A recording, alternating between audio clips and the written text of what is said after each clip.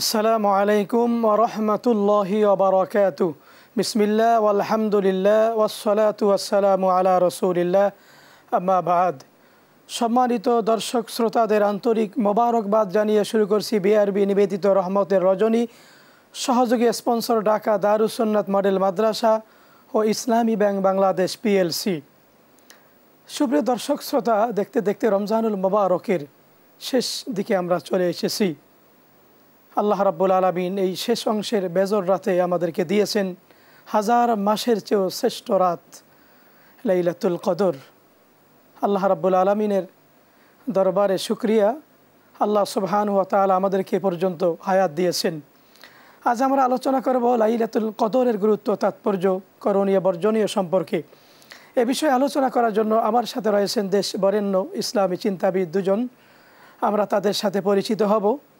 আমার বামে রয়েছেন দেশ বরেণ্য ইসলামী চিন্তাবিদ, লেখক, গবেষক, খতিব, বিশিষ্ট ওয়াইজ, জেহাদিয়া মুজাদ্দিদিয়া দরবার শরীফ লাকসাম কুমিল্লার পীর সাহেব মুফতি মাওলানা ইহসানুল হক মুজাদ্দিদি।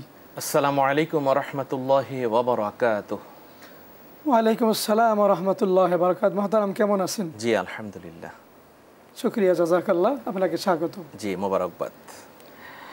সুপ্রিয় দর্শক শ্রোতা, আমার ডানে রয়েছেন ইসলামী চিন্তাবিদ, লেখক, গবেষক মাওলানা তারেক হাসান মাহাদি। আসসালামু আলাইকুম ওয়া রাহমাতুল্লাহি ওয়া বারাকাতুহু। ওয়ালাইকুম আসসালাম ওয়া রাহমাতুল্লাহি ওয়া বারাকাতুহু। কেমন আছেন? আলহামদুলিল্লাহ, ভালো আছি। আপনি কেমন আছেন? আল্লাহর রহমতে ভালো আছি, আলহামদুলিল্লাহ। তো আমরা আজকে যেই বিষয়ে আলোচনা করব, লাইলাতুল কদর, গুরুত্বপূর্ণ একটি রাত। এই রাতের তাৎপর্য সম্পর্কে যদি আপনি বলেন। জি মুহতারাম, খুব সুন্দর একটি প্রশ্ন উত্থাপন করেছেন। লাইলাতুল কদর, আপনি যেটি বলছিলেন যে আল্লাহ তাআলা কিন্তু বলেছেন কোরআন শরীফে, লাইলাতুল কদরি খায়রুম মিন আলফি শাহর, এই রাত হাজার মাস অপেক্ষা শ্রেষ্ঠ। দেখুন, এই লাইলাতুল কদর, আমরা যেহেতু একদম রমজানের শেষ দিকে এসেছি, আজ লাইলাতুল কদরের রাত। লাইলাতুল কদর একটি গুরুত্বপূর্ণ রাত। এই রাত আমরা ইবাদত বন্দিগি করে আমরা এই রাতটিকে কাটাবো। আপনি জানেন যে আমাদের দেশে আমরা দেখতে পাই অনেকেই আছে এই রাতটিকে হেলায় ফেলায় শেষ করে, বন্ধুদের সাথে আড্ডায়, চায়ের দোকানে আড্ডায় এই রাতটিকে শেষ করে। অথচ এই রাতটি কিন্তু আড্ডা বা হেলায় ফেলায় শেষ করার মতো নয়, বরঞ্চ যে রাতের ব্যাপারে আল্লাহ তাআলা কোরআন শরীফে বলেছে এ রাত হাজার মাস অপেক্ষা শ্রেষ্ঠ একটি রাত। এ রাতে ইবাদত করলে আল্লাহ পাক রব্বুল আলামিন হাজার মাস অপেক্ষা শ্রেষ্ঠ ইবাদতের সওয়াব আমাদের আমলনামায় দান করে দিবেন। সুবহানাল্লাহ। তো আমরা এই রাতে কি করতে পারি? এ রাতে আমরা নামাজ পড়বো, আমরা এ রাতে দুরূদ শরীফ পড়বো বেশি বেশি, আমরা আল্লাহর কাছে ইস্তেগফার করবো। এই পবিত্র পুরো মাহে রমজানে আমরা ভুল, বেয়াদবি, ভুল ভ্রান্তি যা করেছি আল্লাহর কাছে ক্ষমা চাইব। আমাদের সারা জিন্দেগির আমলের জন্য আমরা ক্ষমা চাইব। আল্লাহ পাক এই রাতে যেন আমাদেরকে ক্ষমা করে দেয়। এই রাতে আমরা আরও কি করতে পারি? এই রাতে আমরা করতে পারি, আমরা কবর জিয়ারত করতে পারি। কবর জিয়ারতের মাধ্যমে যারা পৃথিবী থেকে চলে গিয়েছে সেই অসহায় মানুষগুলোর পাশে দাঁড়িয়ে আল্লাহর কাছে সেই অসহায় মানুষগুলোর জন্য আমরা প্রার্থনা করব, আল্লাহ এই অসহায় মানুষগুলো, কবরস্থ আমাদের আত্মীয় স্বজন, পাড়া প্রতিবেশী, হকদার দাবিদার মানুষগুলোকে আপনি মাফ করে দিন। তাদের কবরকে আর আপনি কখনো কোনো দিন এই পবিত্র মাহে রমজানে যেভাবে মুক্ত করে দিয়েছিলেন, তাদের কবরে আযাব মাফ করে দিয়েছিলেন, আর কোনো দিন তাদের কবরে আর আপনি আযাব দিয়েন না। সুন্দর সুন্দর বলেছেন মাওলানা তারেক হাসান মাহাদি। আপনার কাছে আবারও আসবো ইনশাআল্লাহ। মুহতারাম মুফতি মাওলানা ইহসানুল হক মুজাদ্দিদি, লাইলাতুল কদর তাৎপর্য অনেক ব্যাপক, আপনি যদি এই বিষয়ে বলতেন। আলহামদুলিল্লাহ, মোবারকবাদ বিজ্ঞ উপস্থাপক আপনাকে। আমি ধন্যবাদ জানাচ্ছি আমাদের সম্মানিত দর্শক শ্রোতাদেরকে। নাহমাদুহু ওয়া নুসাল্লি আলা রাসূলিহিল কারীম, আম্মা বা'দ।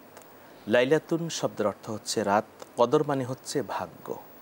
কদরের মালিক ওগো আল্লাহ, আমি গুনাহগার, তুমি যে গাফফার, আল্লাহ তুমি যে গাফফার। আল্লাহ চান তার বান্দাকে ক্ষমা করতে, তাই তো তিনি দিয়েছেন দিনের মধ্যে সর্বশ্রেষ্ঠ দিন আরাফার দিন। আল্লাহ চান বান্দাকে ক্ষমা করতে, তাই তো তিনি এমন একটি রাত দিয়েছেন যে রাত হচ্ছে কদরের রাত। কদরের রাত সে রাত কি? যে রাত্রিতে আল্লাহ সুবহানাহু ওয়া তাআলা নাজিল করেছেন কোরআনুল কারীম। কোরআনুল কারীম নাজিল হওয়ার কারণে আল্লাহ সুবহানাহু ওয়া তাআলা এই কদরের বিনিময়ে আল্লাহ তাআলা মাহে রমাদান আমাদেরকে দান করলেন। সুবহানাল্লাহ। এই কদরের রাত বেজুর রাত। রাসূলুল্লাহ সাল্লাল্লাহু আলাইহি সাল্লাম বলেছেন এই রাতের একটি সিমটম আলামত হচ্ছে নদীর পানি সুমিষ্ট হবে, সুবহানাল্লাহ, আকাশটা হবে গাদলা মেঘলা, একটু একটু বৃষ্টি হবে, এমন একটি পরিবেশ থাকবে, ঠান্ডা একটা আবহাওয়া থাকবে। এই লাইলাতুল কদর কি আল্লাহ সুবহানাহু ওয়া তাআলা নিজেই ঘোষণা দিয়েছেন, কদরের রাত এমন একটি রাত, ইবাদত করবা তোমরা এক রাত, লাইলাতুল কদরি খায়রুম মিন আলফি শাহর। আল্লাহ সুবহানাহু ওয়া তাআলা আমল নামে লিখে দিবেন 83 বছর 4 মাস 10 দিন ইবাদত করলে যত সওয়াব, 1000 মাসের থেকেও আরও বেশি সওয়াব আল্লাহ সুবহানাহু ওয়া তাআলা কদরের রাতটিতে ইবাদত করলে আমাদেরকে দান করবেন। শুধু তাই নয়, ফেরেশতা হযরত জিবরাইল আলাইহিস সালাতু ওয়াস সালাম তিনি এই পৃথিবীতে অবতরণ করেন, তার সঙ্গে জলিলুল কদর আল্লাহর মুকাররবিন ফেরেশতারা এই পৃথিবীতে আগমন করেন।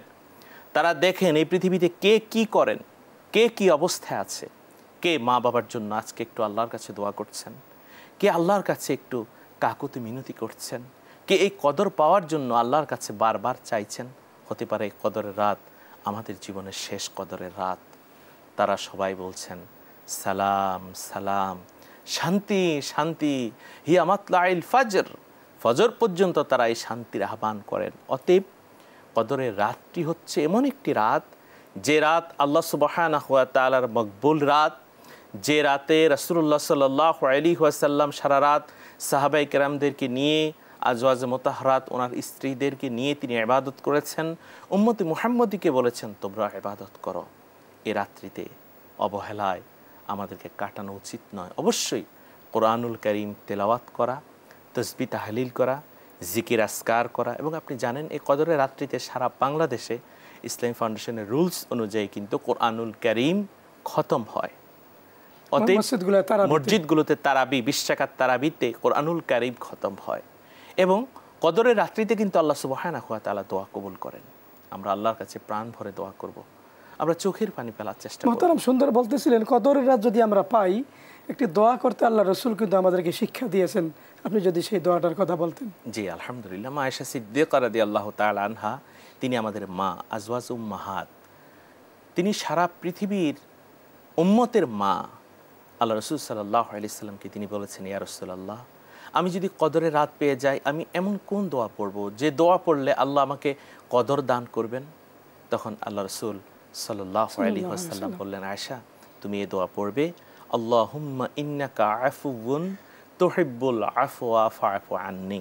অন্য বর্ণনা এসেছে আল্লাহুম্মা ইন্নাকা আফুউন কারীম তুহিব্বুল আফওয়া ফা'ফু আন্নি। এর অর্থ হচ্ছে আল্লাহুম্মা, হে আল্লাহ, ইন্নাকা আফুউন, নিশ্চয়ই তুমি ক্ষমাশীল, তুহিব্বুল আফওয়া, ক্ষমা করাকে তুমি ভালোবাসো, ফা'ফু আন্নি, তুমি আমাদেরকে ক্ষমা করে দাও। শুকরিয়া, জাযাকাল্লাহ, সুন্দর বলেছেন। ইনশাআল্লাহ আবার আপনার কাছে আসবো। সুপ্রিয় দর্শক শ্রোতা, আপনারা দেখছেন বিআরবি নিবেদিত রহমতের রজনী সহযোগী স্পন্সর ইসলামী ব্যাংক বাংলাদেশ পিএলসি ও ঢাকা দারুস সুন্নাত মডেল মাদ্রাসা। সময় হয়েছে ছোট্ট একটি বিরতির, ফিরবো একটু পরেই, আমাদের সাথেই থাকুন।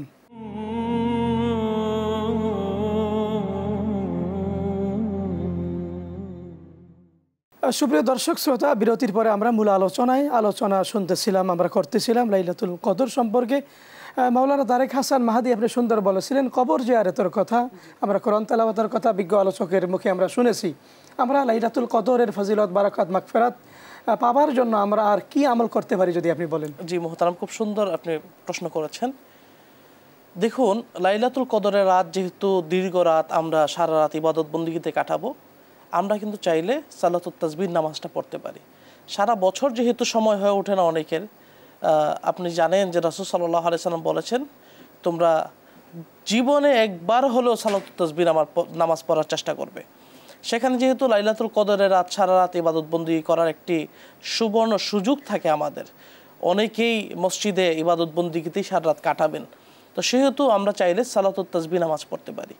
এবং সবচেয়ে গুরুত্বপূর্ণ হলো, যেহেতু পুরো মাস জুড়ে তাহাজ্জুদের নামাজ পড়েছি, তো আজকে রাতে তো তাহাজ্জুদের নামাজ মিস করার কোনো সুযোগ নেই। তাহাজ্জুদের নামাজ পড়ব, আমরা সালাতুত তাসবিহ নামাজ পড়ব, যেটি বলছেন যে কোরআন তেলাওয়াত করব, দুরূদ শরীফ পড়ব, এবং সম্ভব হলে পরিবারকে নিয়ে একসাথে দুরূদ শরীফ, মিলাদ শরীফ, কিয়াম শরীফ করব আমরা। অথবা যদি পরিবারকে নিয়ে সম্ভব না হয়, বন্ধুবান্ধবকে নিয়ে দোকানে পাটে আড্ডা না দিয়ে মসজিদের মধ্যে সবাই মিলে একসাথে আমরা সমবেত কণ্ঠে আমরা মিলাদ শরীফ পড়ব, কিয়াম শরীফ করব। এবং এই যে কিয়ামুল লাইল, নামাজ পড়া, দুরূদ শরীফ পড়া, কিয়াম শরীফ করা, এগুলোর মাধ্যমে আমরা কি হতে পারবো? আল্লাহর বান্দা থেকে বন্ধু হওয়ার সবচেয়ে বড় সুযোগ হলো এই পবিত্র মাহে রমজান, এবং সবচেয়ে বড় সুযোগের রাত হলো এই লাইলাতুল কদরের রাত। সুন্দর বলেছেন। আমরা আপনার আবার কাছে আসবো। মুফতি ইহসানুল হক মুজাদ্দিদি লাইলাতুল কদর পাবার পরেও এক শ্রেণীর লোক কেনাকাটায় ব্যস্ত, মার্কেটে ব্যস্ত। মসজিদে কিন্তু লাইলাতুল কদরে লোক সংখ্যা শুরু থেকে কম দেখা যায়। এই বিষয়ে আপনি কি বলবেন? জি, আসলে এটা তো আল্লাহ সুবহানাহু ওয়া তাআলার নিয়ামতের একটি রাত।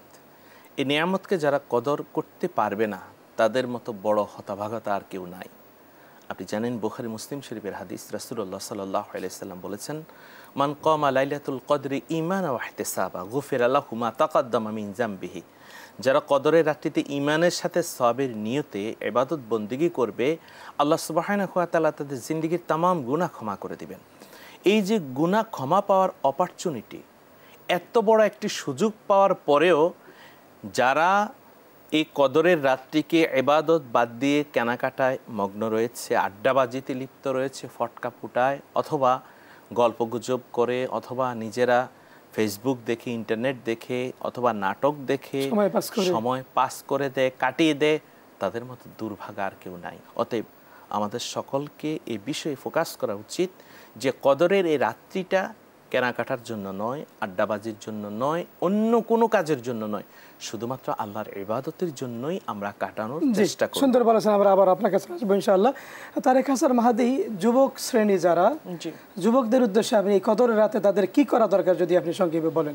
জি মোহতারাম, আপনি খুব সুন্দর প্রশ্ন করেছেন। যে যুবকরা, আপনি জানেন যে যুবকদের ব্যাপারে রাসূল সাল্লাল্লাহু আলাইহি সাল্লাম যুবকদেরকে উদ্বুদ্ধ করেছে। এই যে যুবকরা আজকে মোহতারাম বলছিলেন যে ফেসবুক দেখে, ইন্টারনেটে, ইউটিউবে সময় নষ্ট করবে, এই রাত অপরচুনিটির রাত। আল্লাহ তাআলা অপরচুনিটি দিয়েছে ইবাদতের, ক্ষমার। আজকে রাতে যুবকরা যারা আছেন তাদেরকে বলবো, আপনারা যথাসম্ভব চেষ্টা করবেন সারাটি রাত ইবাদত বন্দিগিতে কাটানোর। এবং বিশেষ করে এই রাত কিন্তু কোরআন নাজিলের রাত হলো এই রাত। কোরআন নাজিল যেহেতু হয়েছে এই রাত, কোরআনের তিলাওয়াত যেন কোনোভাবে বন্ধ না হয়, সেই চেষ্টাই আমরা করবো ইনশাআল্লাহ। ইনশাআল্লাহ, শুকরিয়া, জাযাকাল্লাহ। মুফতি ইহসানুল হক মুজাদ্দিদি, আল্লাহ রাব্বুল আলামিন তো ক্ষমা করার জন্য প্রস্তুত। আল্লাহ ক্ষমা পাবার জন্য, আমাদের অনেকের মা বাবা কবরে শুয়ে আছে, তাদের ক্ষমা মাফ করানোর জন্য আমরা আর কি করবো যদি আপনি বলেন? জি আলহামদুলিল্লাহ, আপনি জানেন মুসলিম শরীফের হাদিস, আল্লাহ সুবহানাহু ওয়া তাআলা প্রতি রাত্রিতেই প্রথম আসমানে এসে বলেন, হালমিন মুস্তাগফিরিন ফাগফির আলাহ, কে আছো আমার কাছে ক্ষমা চাও, আমি তোমাকে ক্ষমা করে দেব। এই যে রহমতের দশক পেরিয়ে, মাগফিরাতের দশক পেরিয়ে নাজাতের এই দশকে আমরা রয়েছি। নাজাত মানে কি? ইতকুম মিনান নার, জাহান্নামের আগুন থেকে মুক্তি।